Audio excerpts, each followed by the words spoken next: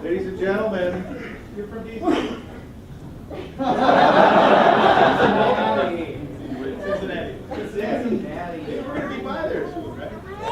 Somebody say that. Ladies and gentlemen from Cincinnati, Ohio, the Reds fan probably. Our keynote speaker, Mr. Ben Swann.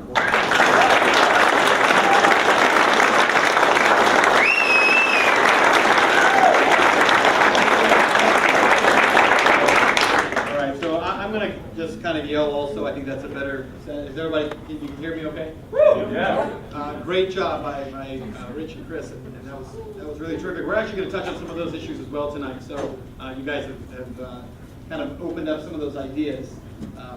By the way, the one caveat to what you said, the one place I would disagree with you, I agree with you, 60% of studies are made up, personally. Absolutely true, that's a fact. But I would say that everyone's interested in politics. 100% of the people are. They're just not interested in the form of politics that they've been given. So when you talk about issues like marijuana, when you talk about issues like online poker, I mean, how many guys in this room know somebody who's interested in online poker? Okay? That is a political issue. Just how you frame politics. When we're talking about fiscal cliffs and deficits and, the he said, she said of Washington, D.C., that's where people have checked out. But you have a lot of issues going on around you that people care about deeply. And they're all political issues. We'll talk about some of that as well. Now, I need you to do me a favor. Before we start, I need you to stand up and I need you to stretch a little bit. It's been a long day. I don't want to see you nodding off as you do this, because I will probably not. Stretch a little bit, get your arms out. Bump the person next to you. Maybe push them a little bit. Make sure they're awake. There we go. All right, you can have a seat. Go ahead. Try to get the blood circulating just a little bit. So if you can see up here at the front, I guess this one's off. Can we turn this monitor on as well? Oh, you did? Okay, great. So it'll warm up in a minute. Over here on this one, if you can see at the bottom, we have a mantra that we use at benswan.com that we've been using for a few months now. And it says down here, it's kind of hidden by the table, it says, humanity is greater than politics. Humanity is greater than politics. How many of you believe that? Good. If you don't, I hope to convince you tonight, because I think what is primarily wrong, and by the way, you guys are standing in the back, don't let people stand the whole time. We're going to go like, what, 2.5 hours here? That's maybe not that long. There's a whole row right up here. You're welcome to come and take us. The issue of humanity is that in our political system today, the reality is simply this, that we have far too much going on in terms of politics, and very little that has to do with humanity, very little that has to do with people. So when we talk about humanity, what are we really talking about? We're talking about people's needs, people's opportunities. We're talking about their heritage. We're talking about their legacy. We're talking about their individual freedoms and their individual lives. But in politics today, none of those things really matter, do they? What matters in politics these days? Winning. Handouts. Money. Success. Cronyism. Getting my piece at someone else's expense.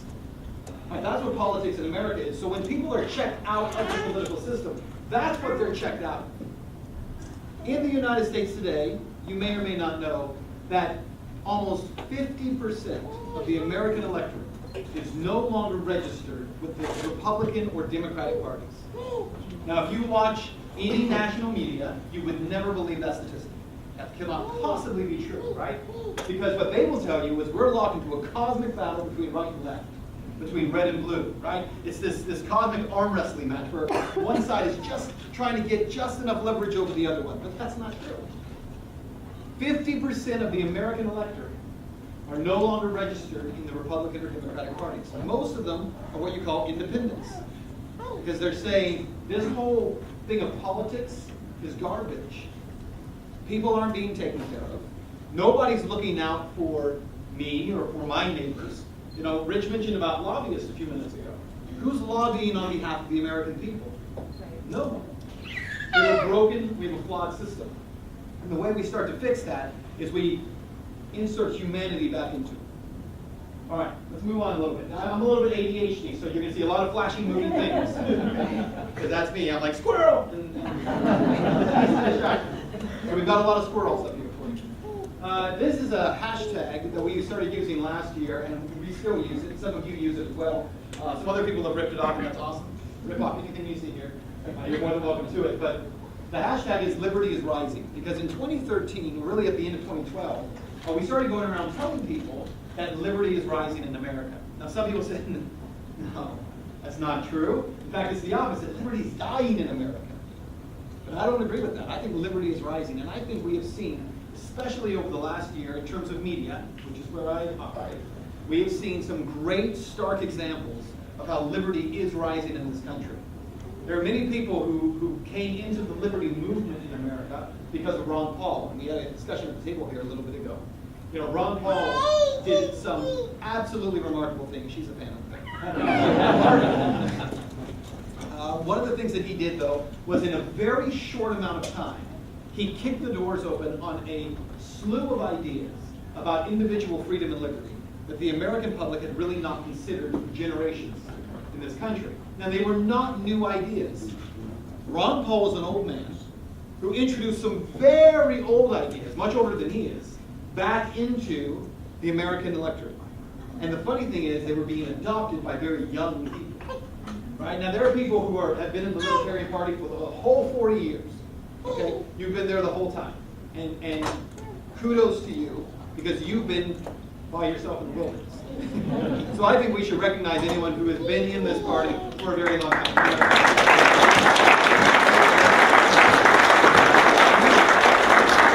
You have been working to see liberty rise for a very long time. Some of us are very new to it, and it's like, oh, this is exciting, this is cool, this is great. And you're like, yeah, welcome to the party.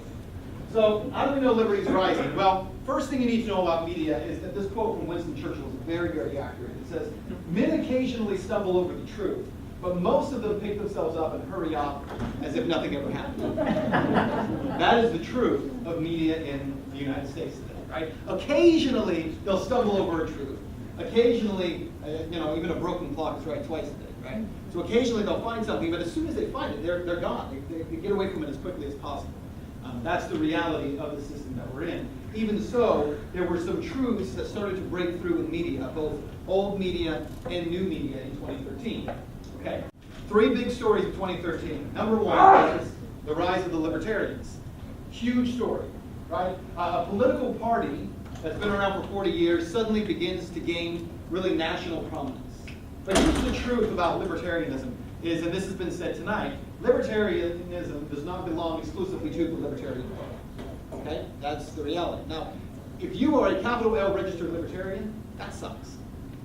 Because you are a part of something that really embraces these ideas of socially liberal, fiscally conservative, what you said, to legalize and to minimize. That's the history of the Libertarian Party, right? And everyone else is ripping off your ideas. That's the reality of what's happening in politics, right? The Republicans, there's a whole wing of the Republican Party that is, the Republican Liberty Caucus and the Liberty Republicans, who really have embraced this idea of libertarianism, and been good for them. Unfortunately for you, liberty does not belong to the Libertarian Party, nor does it belong to the Republican Party, nor does it belong to the Democratic Party. In fact, liberty does not belong to America. Shocking, I know. Because we Americans love to think we're the only people who understand liberty, and that's why we have to export it to the rest of the world with bombs. We'll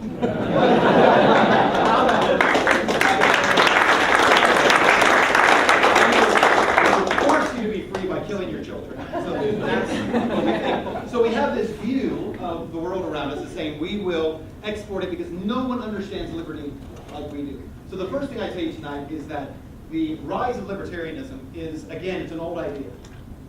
It's a very old idea. Liberty does not belong to America alone. It's a human idea, not an American idea. It's a human idea. People all around the world, really since the beginning of time, all throughout human history, have longed for, suffered for, and even died for freedom and for liberty. In the United States, we have been the recipients of an incredible 1,000-year movement that we're actually in the 1,000th year of this year. A 1,000-year movement in the Anglo and Saxon heritage of liberty.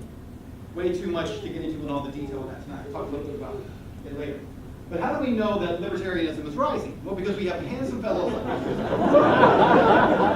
who tell us that that is the case. And you need to listen to people like Chris Christie when they talk about these things, because this is actually a very profound statement. Now, I make fun of him by putting that picture up because someone took it and you need to use it. But the statement is very serious, and it says this. It says, this strain of libertarianism that's going through both parties right now and making big headlines, I think, is a very dangerous thought, Chris Christie says.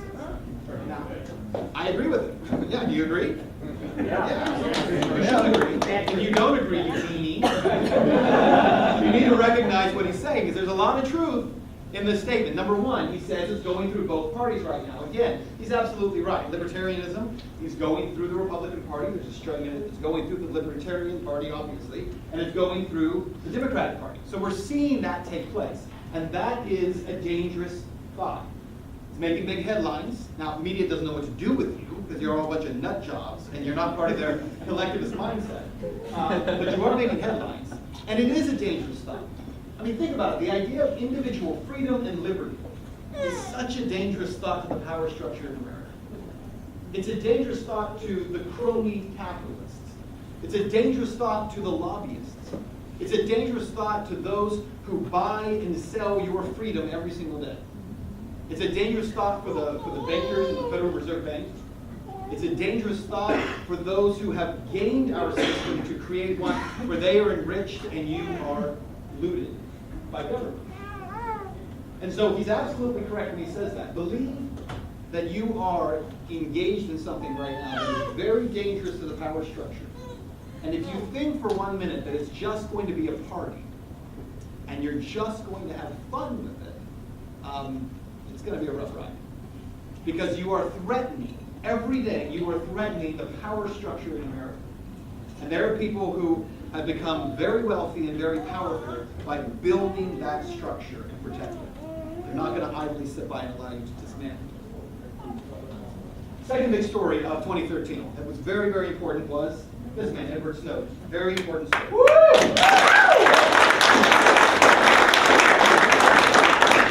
Media discount. You guys, you mind if I slide this over to the thing? Go ahead. I'm a walker. I told you there's a walker. Yeah. Oh no. So Edward Snowden, very important story. And the reason it was because Edward Snowden, regardless of how you feel about him, and in this room probably 99.9% of the people say he's a hero. Probably like him, right? But there are people out there who don't feel that way, and they're entitled to that belief if they don't feel that way. But regardless of how you feel, really isn't important in the significance of this news story. Because what Edward Snowden did is he shattered the view that government is protecting you, and that government is on your side. Now, there are some people who say he's a traitor and he's put the country at risk, but they can't make the argument that government wasn't betraying their trust. They may say, I'm okay with them betraying my trust. I'm all right with what they've done to me, but they can't say, I knew it was happening, or there was transparency, or that I wasn't lied to. And so for many millions of people, what Edward Snowden did was he took this view of government that was a post-9/11 view, and he shattered it, and said everything the government's been telling you for the last decade plus has been a lie. And the truth is that when we talk about Edward Snowden, again, regardless of how you feel about him, doing game shows with Putin, I don't even know what that's about. But regardless of how you feel isn't important. The value of what he did was to reveal our government for what they had actually been doing. So when Rich is talking about all the things that are going on with the Stingray, which is, by the way, not just here in Minneapolis, but all across the country this is happening. When we see that, you are more critical of those ideas because of this man. You would be more accepting. Well, I'm going to trust that if the law enforcement's doing it, probably doing it for a good reason. There are a lot of people who would say that. But since this has all happened, they don't feel that way. There is a certain distrust that has grown in the American populace. And then the third story, very important story of 2013, was the war with Syria that never actually happened. Now, I know there are people here who say, oh, wait a minute. We are at war with Syria. I know you're thinking that. And I know that because I'm the guy who tells you about that, right? I'm the guy who reports on that. But there's a big difference between a covert war in which we're funding Al-Qaeda secretly and an overt war where the American people sanctioned the idea of using kinetic weapons on another country. There's a big difference. There's a big difference between the CIA and the Department of Defense working with and training al-Qaeda fighters and sneaking them across the border from Jordan into Syria than there is when the US people say, go ahead and fire cruise missiles into a suburb of Damascus and kill whoever you need to. Now the reason that's so significant is because, as lunatic as it sounds to say that the American people would accept that, we've been accepting it since September 11th, haven't we? Yeah. I mean, the war in Afghanistan was based upon the idea that we were going to go there and get al-Qaeda after bin Laden had already gone into Pakistan, and we're still there, for crying out loud, nation building. The American people never rejected that war fully. The Iraq war, we went there for weapons of mass destruction, which were never found, didn't exist there. We stayed, we killed 500,000 Iraqis. 500,000 Iraqis died during that war, which is a staggering number. We did it in 2011 with Libya. We, as the American people sat back, they allowed our government to say we need to intervene and carry out airstrikes in Syria, in Libya, in order to prevent the deaths of innocent people by Gaddafi. The American people were okay with it. But in between 2011 and 2013, something changed in the American population. People said, not this time. 89% of the American public rejected the idea of firing missiles into Syria. So many people rejected it that the president ran away from it. And for the first time in I don't know how long, a sitting president of the United States said, it's not really my call, we'll leave it up to Congress if we go to war. That's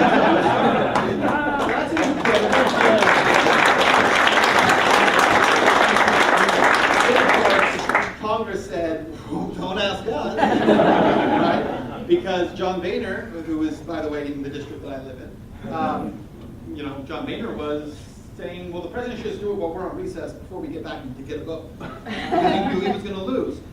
How many of you know how Congress voted on it? How'd they do? They never voted. They never voted because Boehner wouldn't take it to a vote in the House because he knew he would lose.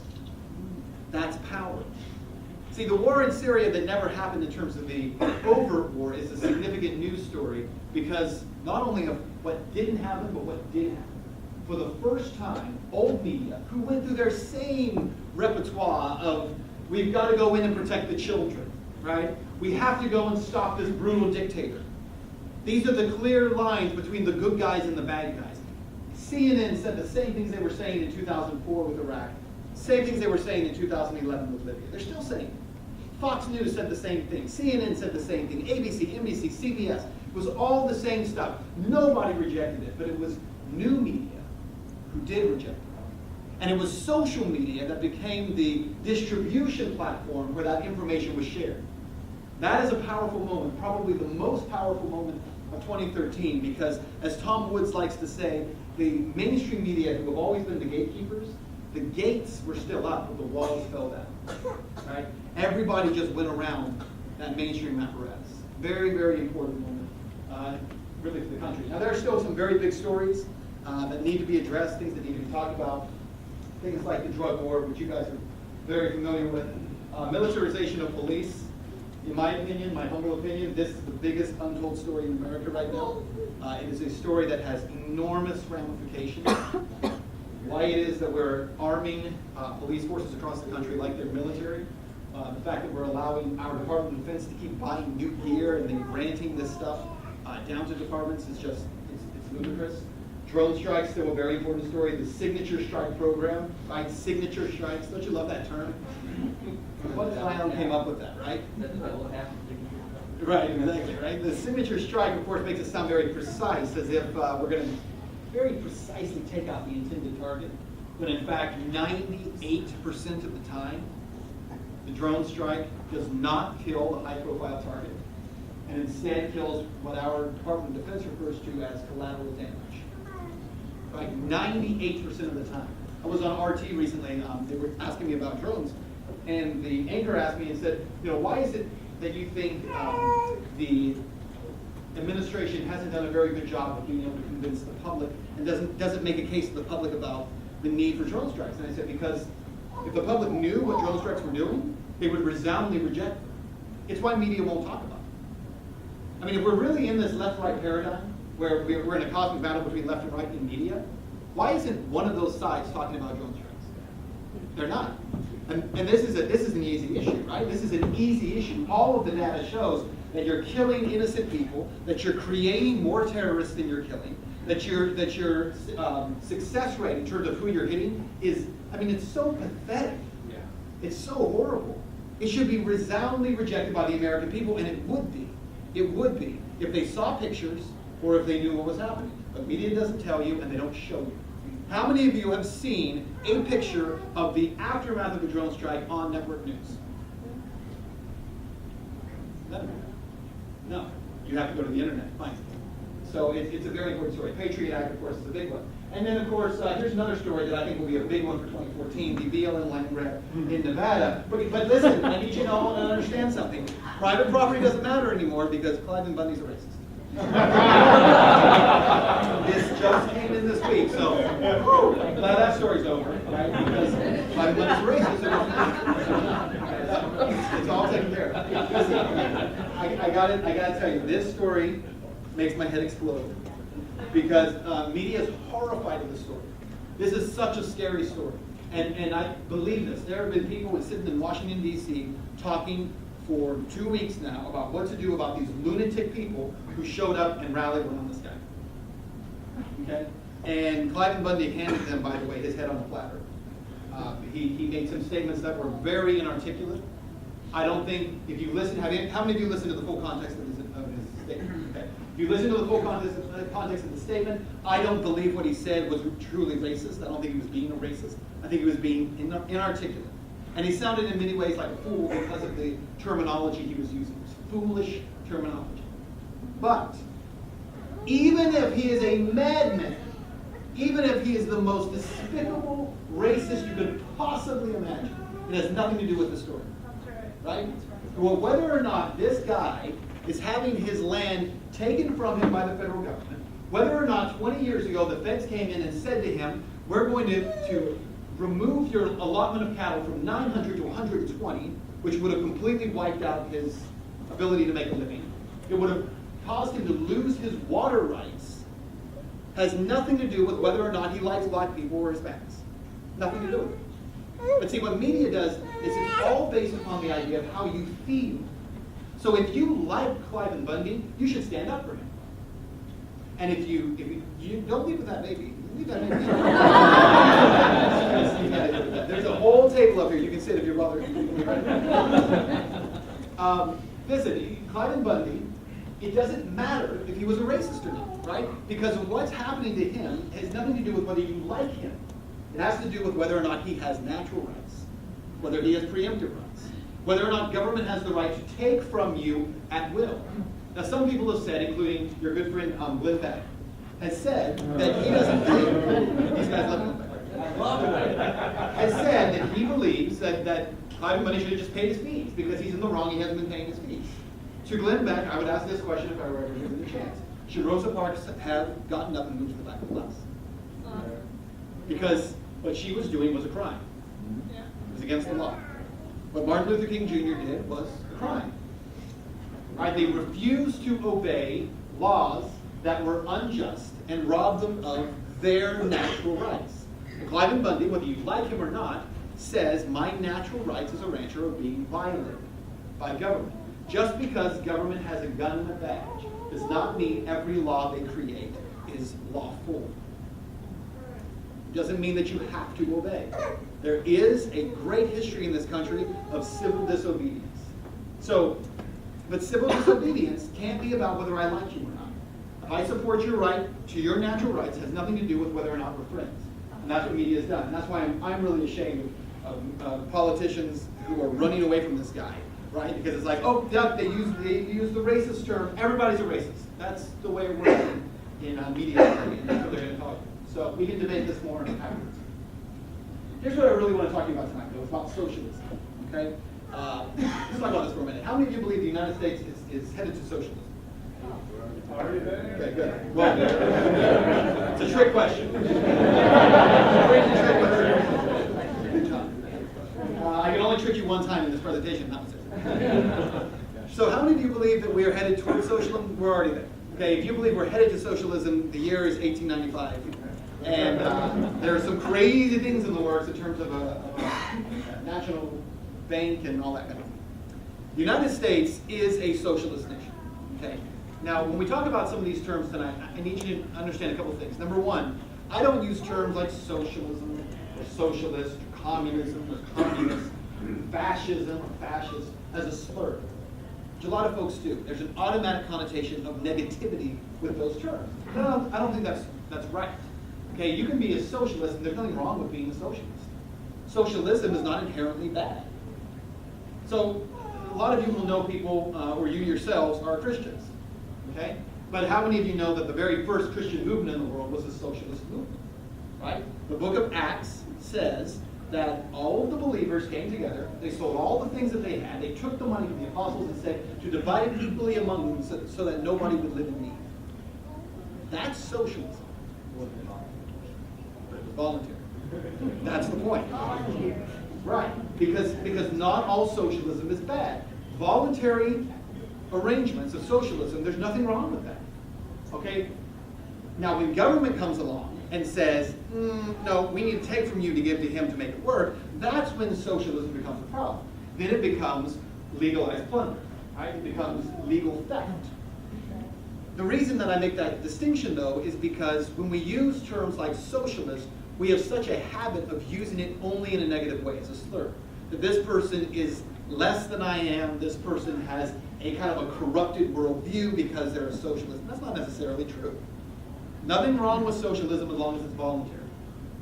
Now, the problem with the word socialism, or socialist, is that media uses the term all the time, especially if you watch Fox News.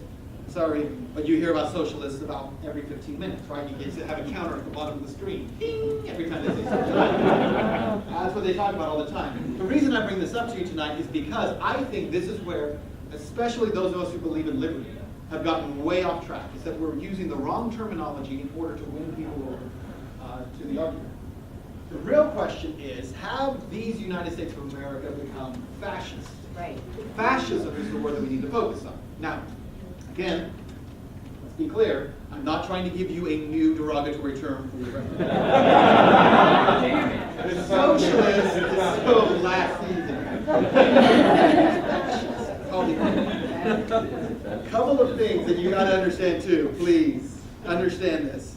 The people who have pictures of President Bush with the little Hitler mustache and President Obama with the Hitler mustache, stop. Stop circulating the memes.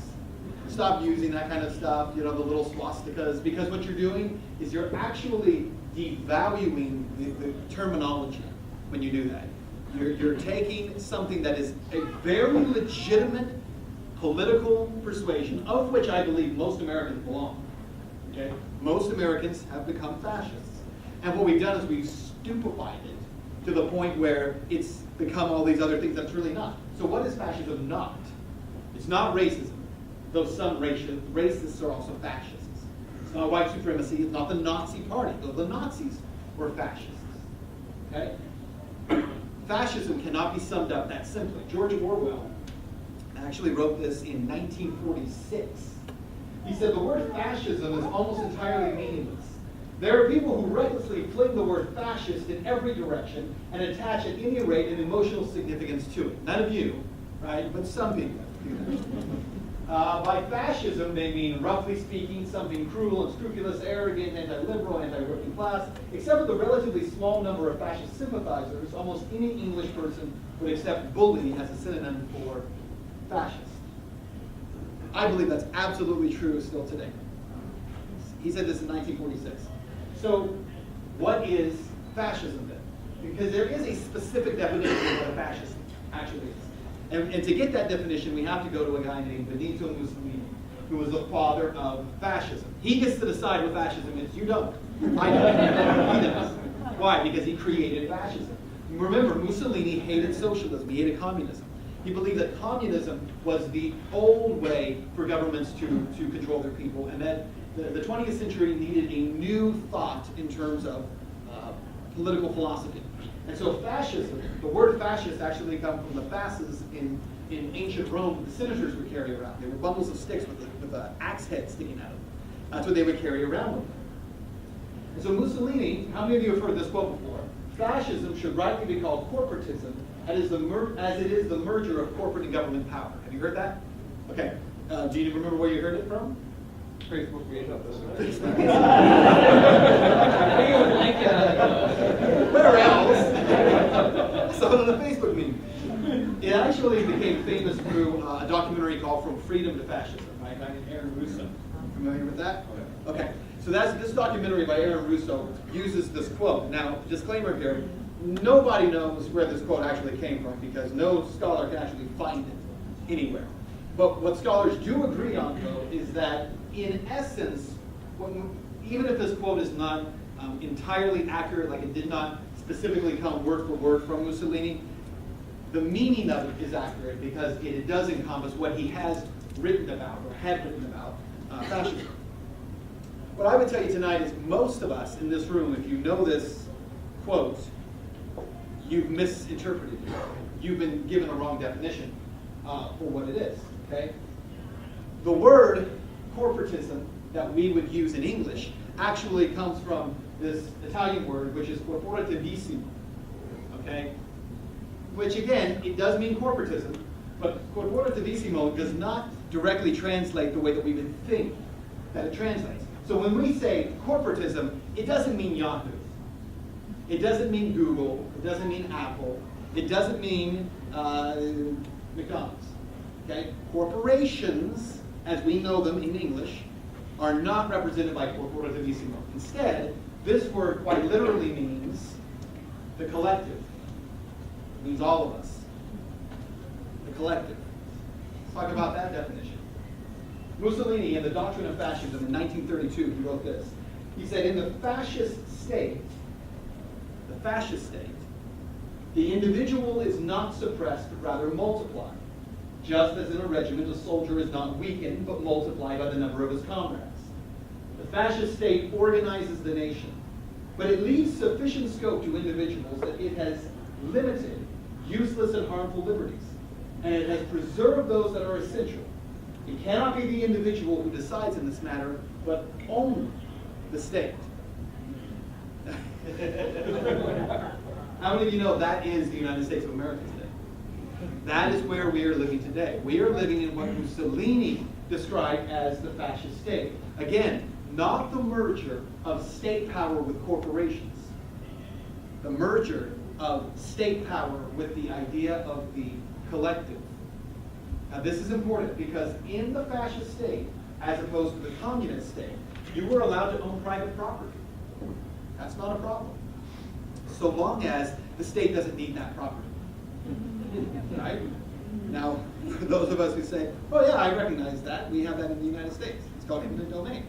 Right? That you can have your property as long as there's not a greater good that's served by the collective.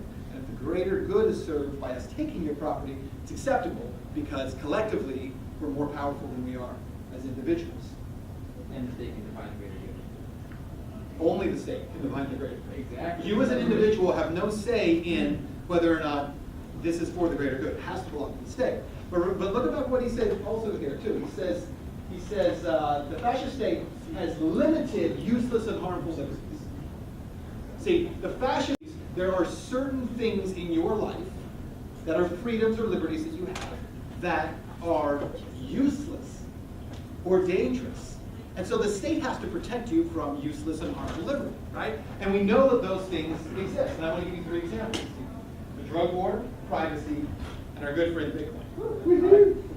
Let's talk about the drug war for now. This is an important issue right now because, as you know, those who believe that marijuana should stay illegal are dying now, right? It's a generational issue. That generation of people is going to disappear. Younger Americans are for legalization of marijuana. I just watched last night. I was here, lonely and sad, so I watched Hannity. So ashamed. So I'm watching Hannity, and he does a special special on Stoned in America. That's what it's called, Stoned in America. It's a debate, between folks about marijuana use. And, they're talking about this issue. Now, a couple things that are really important when we talk about the drug war. First of all, right now, the big push when it comes to the drug war has to do with CBD oil, right? You're all familiar with this down in Colorado. So in Colorado, they didn't just legalize it, but there is this growing movement to say there are all these kids around the country who have seizures through epilepsy, and they take this CBD oil, one of the chemicals inside of cannabis, and that oil, when it's refined, they eat it with their food and it stops their seizures, okay? You guys probably saw that Dr. Sanjay Gupta from CNN did a piece on this.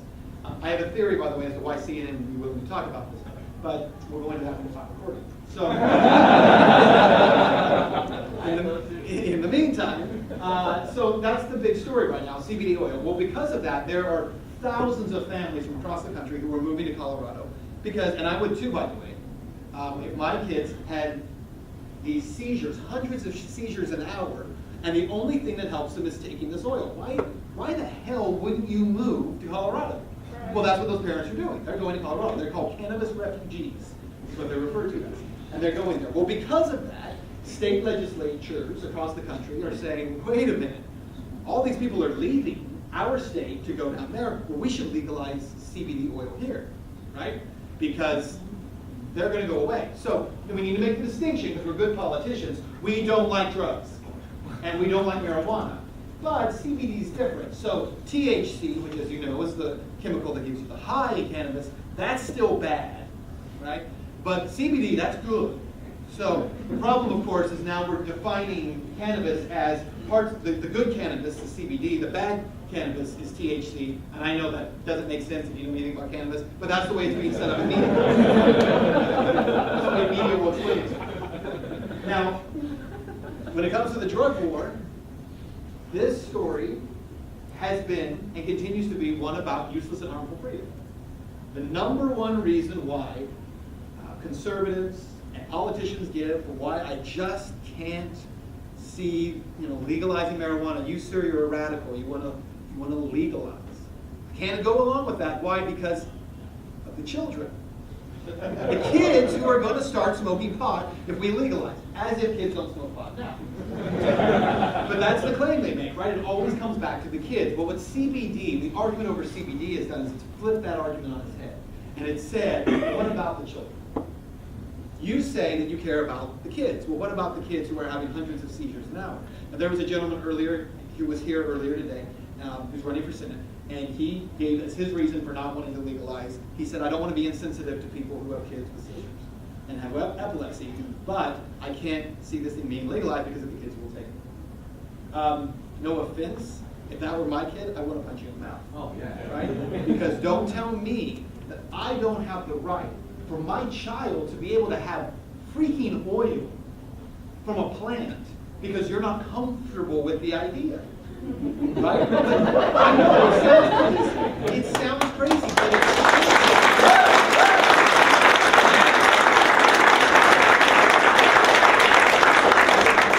when it comes to fascism, the fascist will always say, I think, listen, it's terrible what's happening to your child, but for the greater good, they have to suffer. That's what the fascist believes. Now, most Americans are fascists, but most Americans have never actually bothered to conceptualize what that looks like. So at first blush, they accept the fascist claim that the greater good must be served. Sit them in front of one of those kids, and then how do they feel? Yeah. Oh, now I'm not a fascist anymore.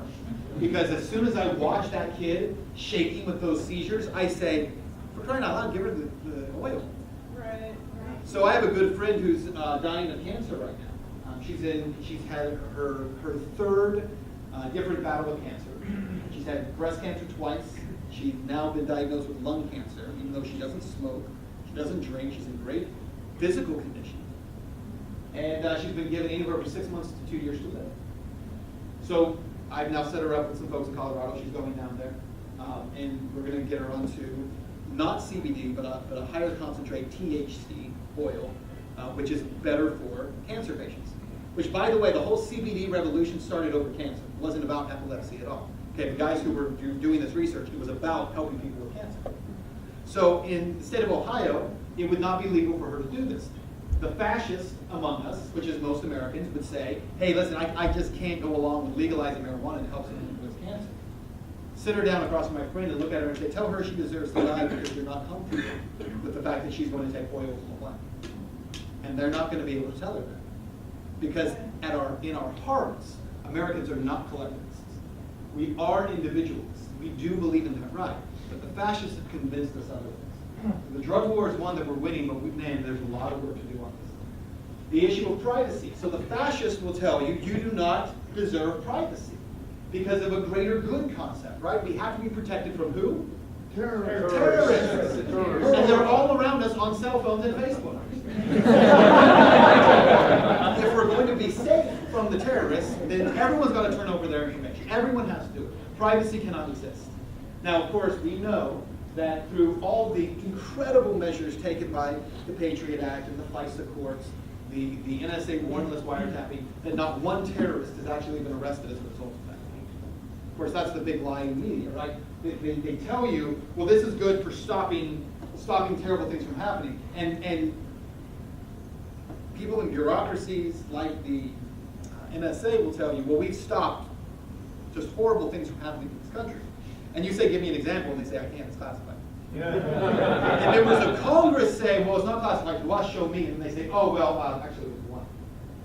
Well, let me see it. Well, I can't show it. So, to this day, not one example, since September 11th, there's not been one example of where the Patriot Act or a FISA court has prevented a single act of terrorism. Right? Meanwhile, we're told every day that more of your privacy has to be taken for the greater good. All right? That's a fascist mentality. And then, of course, Bitcoin. How many of you have Bitcoin?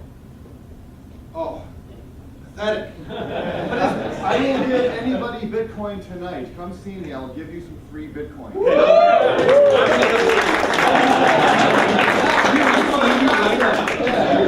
If you don't have it. Oh, if you don't have it. So Bitcoin, if you don't know about Bitcoin, it is a digital cryptocurrency.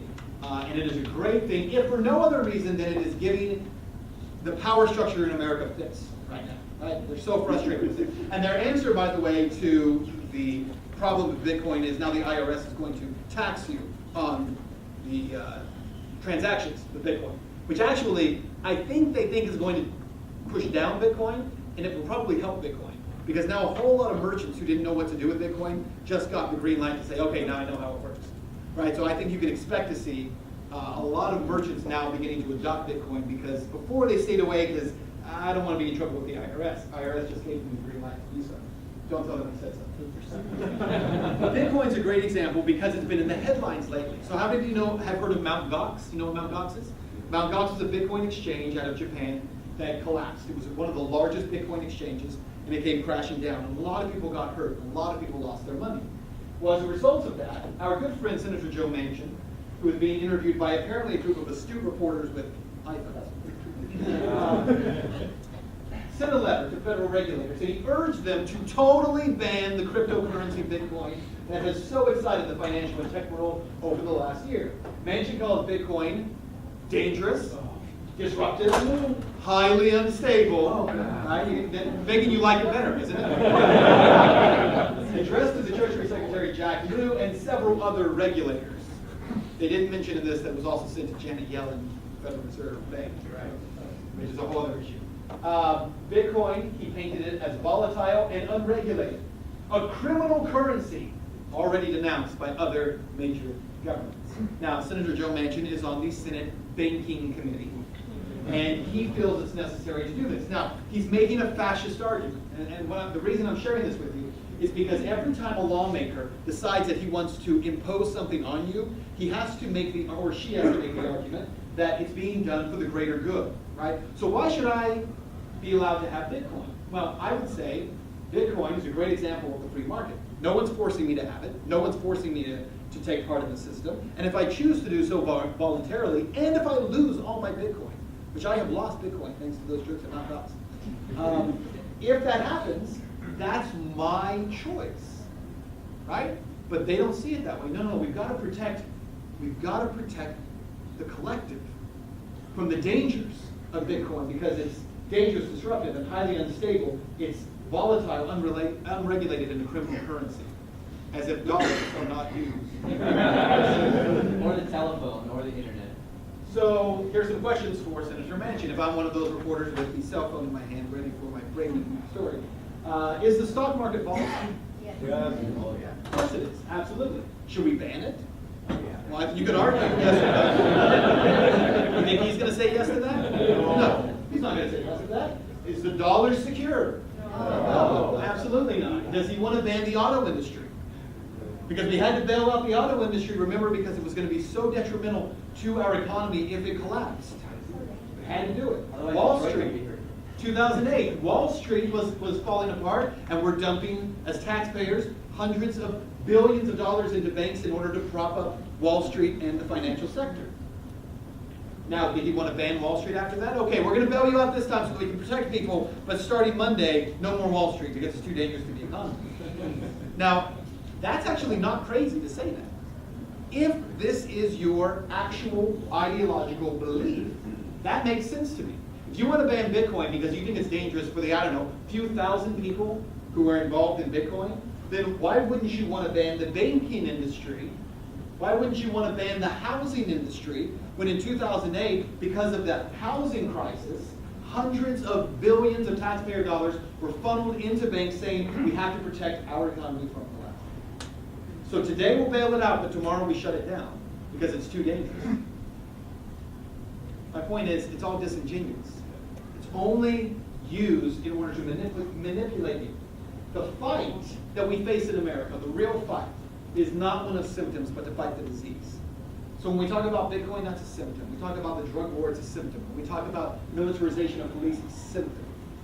All these things that folks who are in the fight for liberty, wherever you are on the political spectrum, when you're fighting for liberty, we're talking about symptoms. And the real fight is the disease of fascism, of collectivism, the disease of corporativismo. That's the disease that we're facing in this country.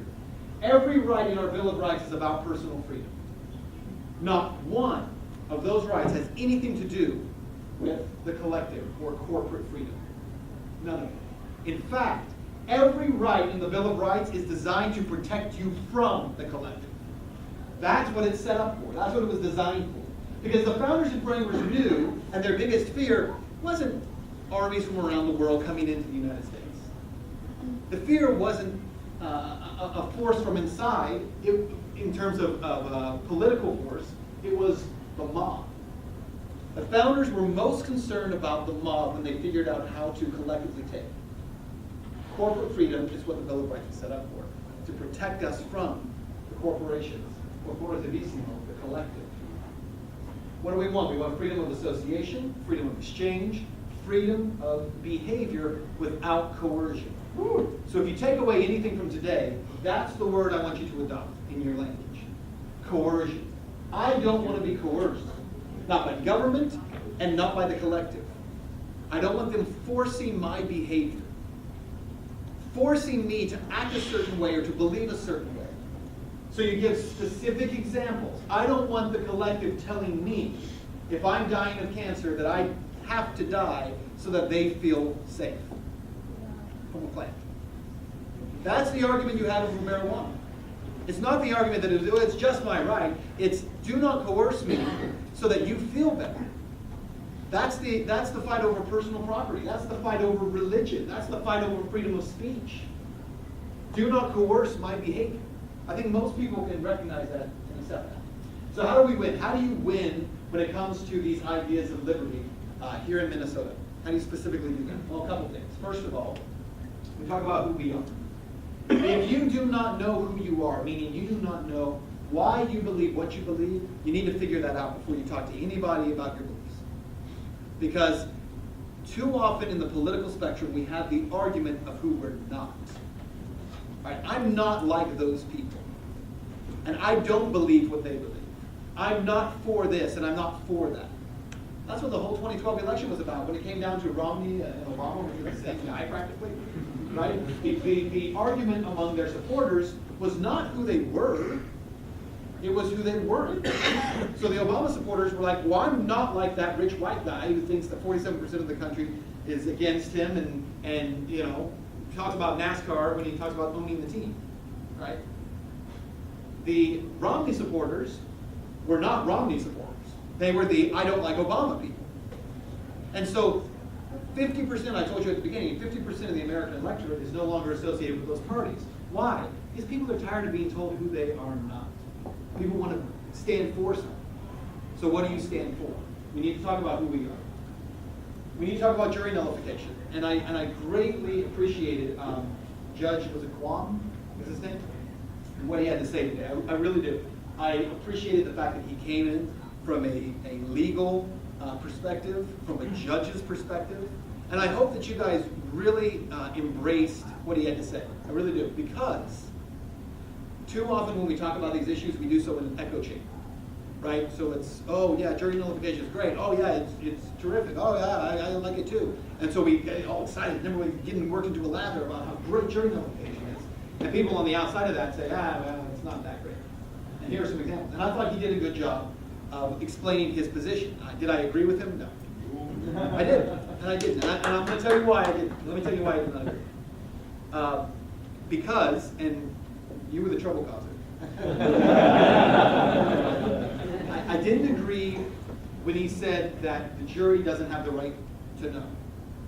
Because his position was that the juror would try to, too often, take, the law into their own hands, and bad people would go free.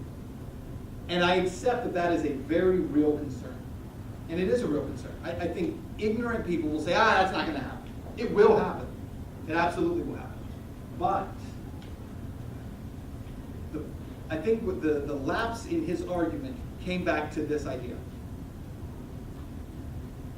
Not every law, just because it is law, is just. And so when we talk about jury nullification, I think we need to talk about it within certain confines. Okay? The confines specifically, and I think this is the point you were making, the confines specifically of no victim, no crime. And so when we say that if someone believes that they have the right to smoke marijuana and they are stopped and they go into a courtroom, do I nullify? His example was a man who thinks that he can rape his own wife. Do I nullify? Well, for me, that's really easy. If there's no victim, there's no crime. In one of those examples, there's not a victim. In the other example, there is a victim. I think that's an easy argument to have. And I think when you talk about it to people, accept that it's not all cut and dry lollipops and rainbows on one side and death and destruction on the other. But that we are a moral people. Even if you don't have any kind of religious belief at all, we are a moral people. And so when we talk about these issues, they're not agnostic. It's about morality.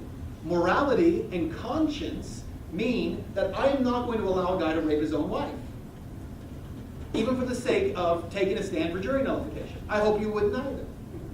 But conscience also says, I'm not going to send somebody off to prison because they have a plant in their house and I don't like them using it. If they didn't harm someone, then it's not a crime. No victim, no crime. So for me, I think that's what we have to do in terms of explaining jury nullification to people in ways that really sink into them. And again, these are emotional issues with people, so you have to be able to deal with people who get emotional. Local elections. I'll tell you guys something. How many of you voted in 2012 in the primary? Okay. I'm going to guess some of you voted in the Republican primary. Some of you thought you were going to help Ron Paul get elected to office. And then tomorrow was going to be amazing. You're lying if you say you did it. I'm going to tell you something. If you are focused on the national stuff, on House and Senate races and on the run for the White House, and you're just obsessed with getting your guy or girl in there, and you think that liberty in America is going to change because of something that happens in Washington, you're sadly mistaken. That's not where change is going to happen. The most local level you can get down to, and that's why, this is why I like jury nullification, because there's nothing more local to me than you sitting on a jury with someone in your own community You have one vote, and it desperately matters.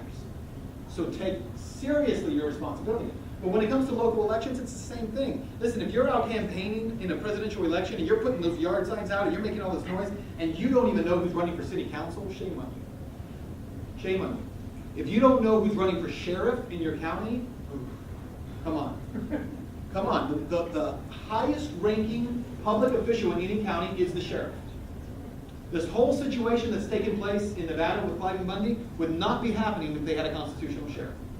And by the way, there are examples across the West. The BLM has done this many, many times. There are examples where sheriffs from Idaho, from Utah, and from Nevada have come together and run the feds out of their counties in an effort to protect ranchers. Clive and Bundy is not the first. If you do not know who is running for your sheriff in this particular election cycle, if they're up for election, then shame on you. You need to find out who it is.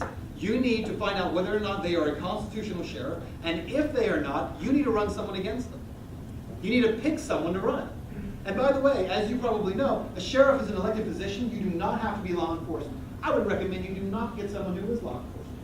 You find someone who believes in the Constitution, who believes in rule of law, who believes in the rights of the individual. You run their butt for sheriff. And the good thing is, so few people turn out for those elections, it only takes a few of you to make it happen. It's not like there's a long line of people lining up to go vote for sheriff. But it's such an important election. So in local elections, it's where it's got to happen. You've got to focus on those. You've got to focus on your statewide elections. You've got to get out there and work, because that's where the change is going to happen. If you get the most liberty-oriented president in U.S. history elected, if they're truly a believer in liberty and limited government, guess what? They can do almost nothing. Because they will actually have to restrict themselves from the overstepping of presidential power. So basically for 4 years, you're going to limit damage done. You're not going to reclaim liberty. And then the media is going to sell them as a do-nothing president, and they will probably be out in the next cycle, replaced by either a neocon or a progressive who's going to step in and wants to do lots of things. So don't get distracted by that other stuff. I know it's sexy to focus on the big stuff, but that's not where the change is. And then finally, building coalitions. And this is the most important thing that I'm going to tell you. As libertarians, again, as I said, you don't own the patent or the copyright on liberty, right? It's a human ideal. But the only way that you're going to be successful as a party and as individuals, and I say successful, I don't mean winning, because winning is not success. Success is when you actually change things to restore natural and individual rights that already belong to people, merely pointed out by the Constitution. But the only way that happens is if we build coalitions. What do those coalitions look like? Well, they look like a mess.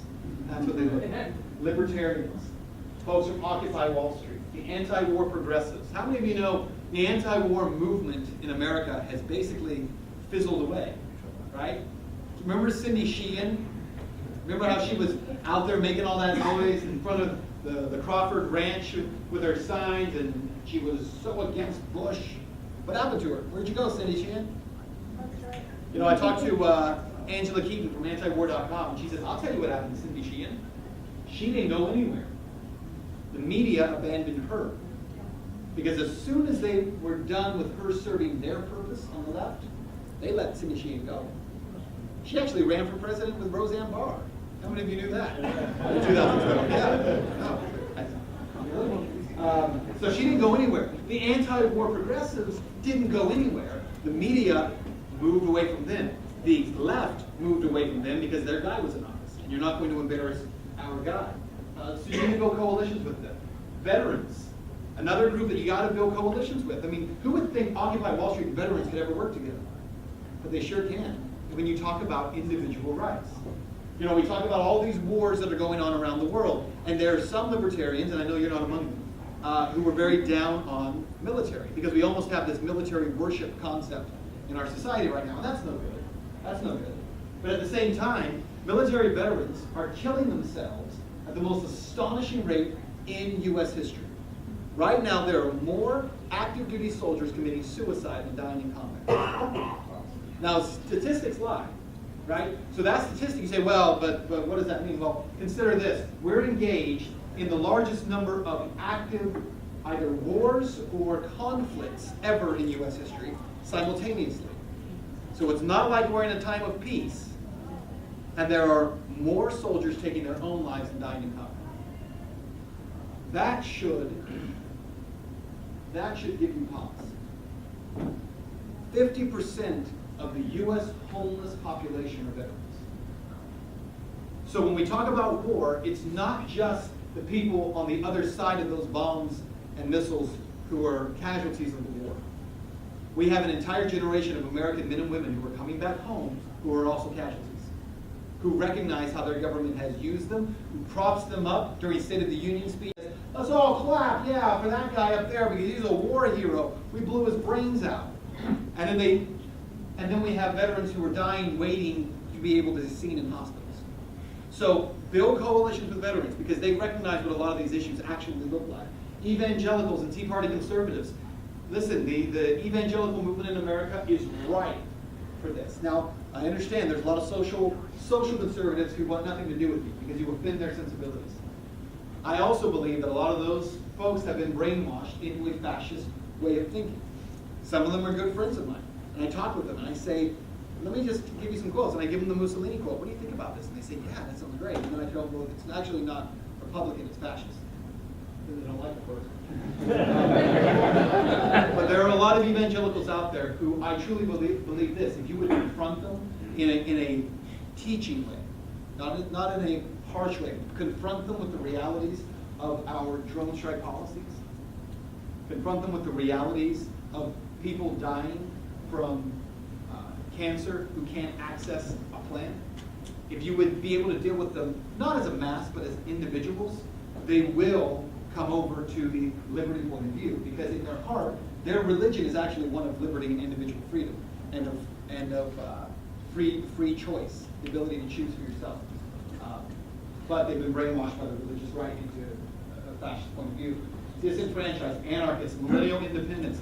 Listen, you have this incredible number of people that you can reach out to who are right and who are ready. And that also includes that little group up there, conspiracy theorists.